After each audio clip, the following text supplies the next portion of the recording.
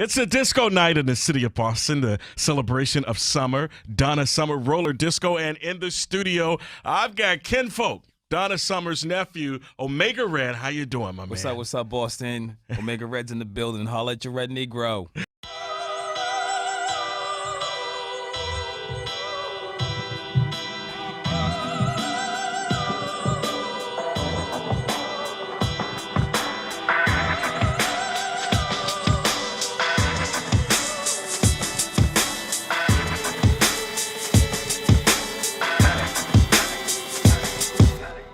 The flow godly, but keep it gangster like Gotti. Got the all seeing eye looking at me counting this money. Minds open, eyes open, it ain't secret societies. The murder rate rise every track that I body. My name is Robert Grant, aka Omega Red, and I'm from Boston, Massachusetts. Well, my childhood was pretty unique. Grew up in a huge family. Moms and pops were music avid fans, and grew up in the inner city of Dorchester, and then we migrated to the suburbs right outside of Dorchester and Randolph. Had a lot of cousins around, a lot of music, a lot of celebrities where I'm from that came up in that area. So I had a lot of people, that I had that I looked up to, that was successful. So my childhood was pretty good. It was pretty decent. I got to see a lot. I learned about a lot of different things, coming from, a lot of my family members came from a lot of different backgrounds. We were very multicultural. So, it was very interesting growing up where I came from. Well, as a young kid, I grew up playing the saxophone. So I'm an actual musician. So I was in a marching band, jazz band, so I had a love for music in general.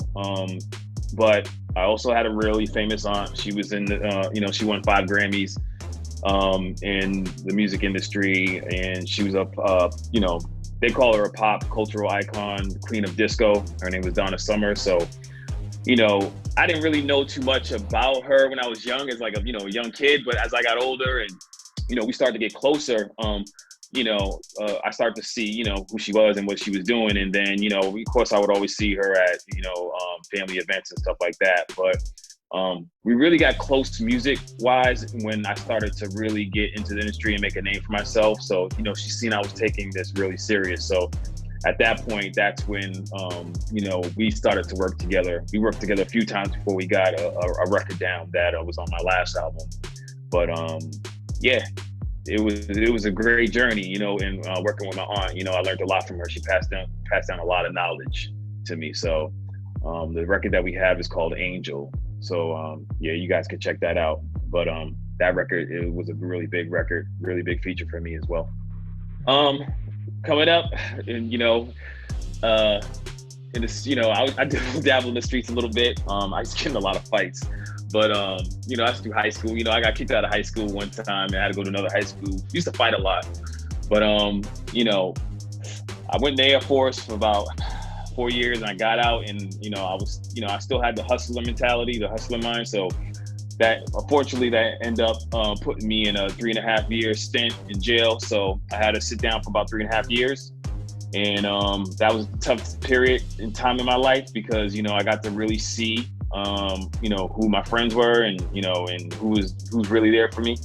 And, but it also saved my life too, though. So it allowed me to kind of reflect on life and, change things for the better. So that's what happened. When I got out, I went full-fledged into the music industry and I didn't look back.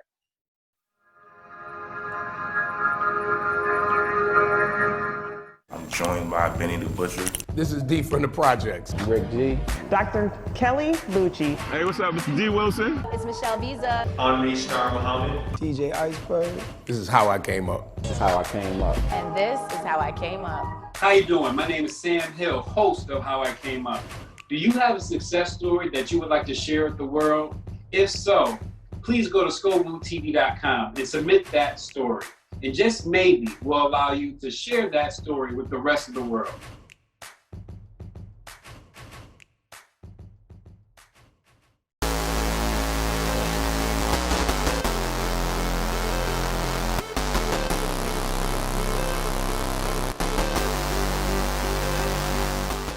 What do I do professionally? Well, I own a independent label, a publishing company, and I run a consulting business for merchant services. I was in the music industry, and then I played a back seat a little bit for a little bit, and then I got into music publishing. So I did a lot of licensing and publishing, and through that, that's how I landed, big placements on TV and film for music. So I'm also an artist. So how I got into the music biz, I had a really good friend. His name was DJ Roy Barboza. He played my first single on radio, and it was called Soul Clap. And then he introduced me to another guy. His name was DJ Master Millions. He was really cool with his name was DJ Sinatra. So DJ Sinatra, I think, is currently Ty Dolla $ign's DJ, but at that point he was Ray J's DJ. So they were really good friends. So he connected me with Ray J. What happened was that, I got my first break in LA. Being from Boston and New England is, was very competitive. So what happened was, I just made a name for myself in the New England area. So I reached the ceiling. So I moved to New York City, and then from New York City, I met my publicist, and then I was traveling back and forth to LA, and then did my first single with Ray J, and then Ray J introduced me to a ton of producers that he worked with, and then one of them worked for Akon at that time, Convict Music, and then later on he got signed to Young Money, but he produced a ton of records for Beyonce, Jay-Z, and Wiz Khalifa, ton of artists. So he produced a bunch of stuff on my records and my album, and then that's how I got started. As I got deeper into the music industry, it's a business. So I started to learn more about the business side of it, and that's how I got into music publishing. And then getting placements on like Black Lightning. I did the theme song for Black Lightning on the first season, and then it was pretty cool when I was looking at the series, and the networks were looking for a song, and my publishers were saying they were looking for a certain type of EDM rock type of song. So I just embodied that spirit and put that on the record. So that was pretty dope. And the publishing side of it, that's where the real money's at, to be honest with you. Like, record sales is great, streaming is great, but once you get that synchronizing, it's called sync licensing. So that's when the music gets played in the scene of a TV or film.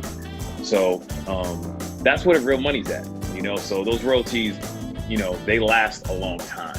So pretty much a lifetime, pretty much. So that's how the publishing game works. You make music that is cinematic, that fits, scenes in movies or TV and film. Getting into merchant services, just helping business owners grow their business and saving the money at the same time. So, I was a networker anyway, being in the music business. So I just utilized my talents that I learned from the music industry into corporate America. So that's just a quick summary of my journey. But that's pretty much how everything rolled out. Yo, this is Big Capital, chilling with Omega, and this is State Grinding Inc. Incorporated, nigga, and we getting it in. Wu-Tang forever, kill thieves on the swarm, nigga. I feel like there's levels of success. I'm still working at certain levels of success, but how did I get to the point where I'm at today? Just believing in the process and having insane confidence and faith in myself. I did go to school. I got my associates in audio and media technology. I went to AI. So, I did want to have knowledge of, mixing and engineering. So I didn't want to just, be an artist. I also wanted to make sure that I was able to mix and engineer and be self-sufficient when needed to be. So that's what I went to school for. And it's just relationships, building relationships, being of value to people, helping other people, giving. There's a lot of takers in this world, not enough people that give. So I gave a lot, other people helped me because of that fact, right? So that's how I became successful thus far, just, being me, and reaching out and helping people, empowering people. And in return, they help you. I didn't get here on my own. So it's all about collaboration.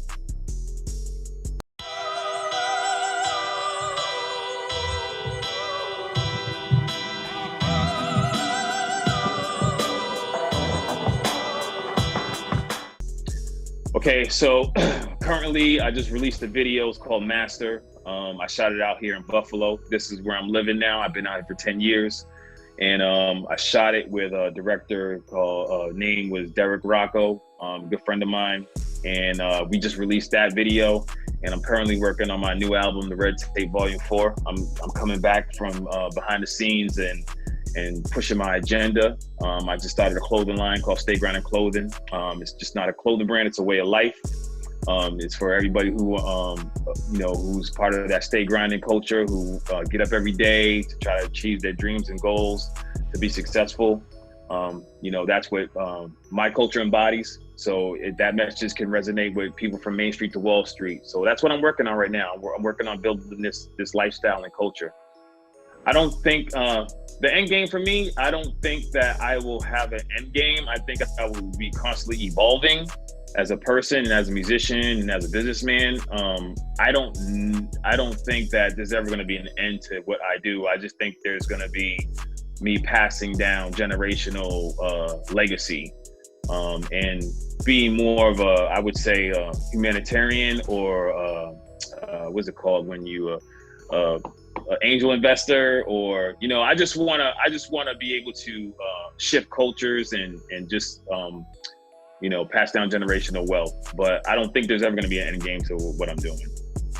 Boston does a great job of recognizing the history with Donna Summer, New Edition. Where do you see the city going forward?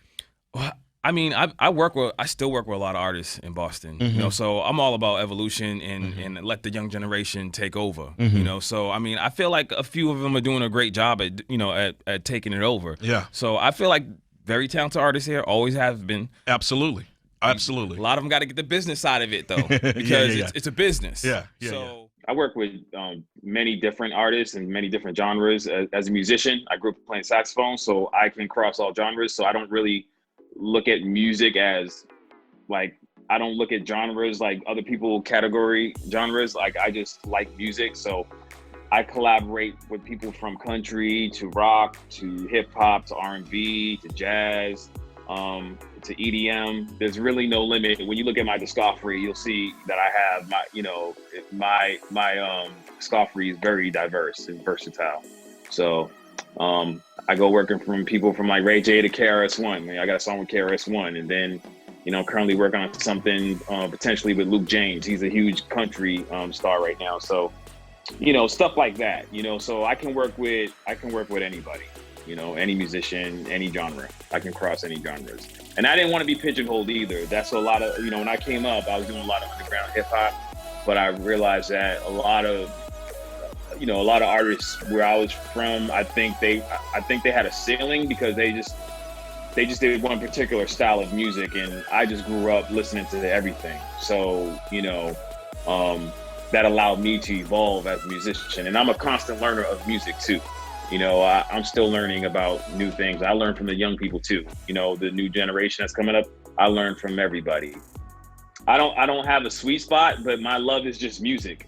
I just love music, period. A lot of people like when I spit them bars and stuff like that. They love that, but I'm a songwriter too, and I'm a composer, and I'm an author, and I'm an arranger. So I would say, most of my fans, they do like when they do like it when I spit those bars, but at the same time, I like to write cinematic music as well. How do I feel about the old school and new school? I mean, I'm around a lot of old school cats, man. My brother-in-law is DJ Chill Will. That's Dougie Fresh's DJ, and we have these conversations all the time. Me and my sister, we always have these conversations about the old school versus the new school. And I mean, the old school, I mean, they're the foundation. I mean, you supposed to go back and give homage and learn from them. That's what I feel. But also, you got the new school that they're trying to make a way too. And at one point, I was considered new school to the old school. So my whole thing, I like to bridge those gaps. I like to bridge the old school and new school. And I feel like there's a lot of great new talent out there, and you just have to find them. You're gonna find artists that you don't like. You're gonna find artists you do like. And I feel like in every generation, you're gonna have that. Yeah. So in my 20 years in the music industry so far, you know, I've got a few accolades, and I've been featured on the Boston Globe and, you know, the front page of the Boston Globe, and that was a big milestone for me. And also won, you know, a couple awards for New England Music Awards, and also won some awards in Hollywood and music and media.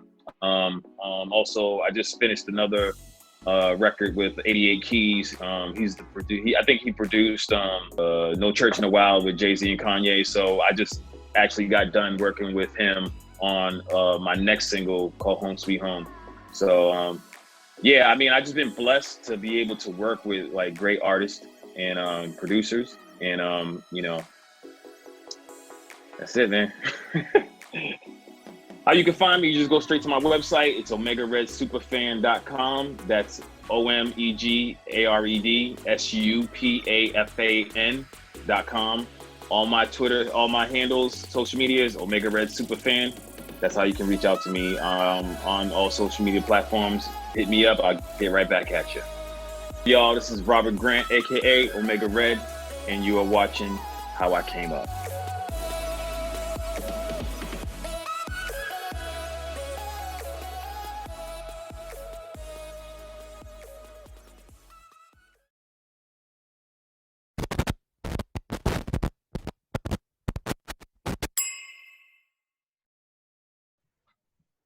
What is your name and where are you from?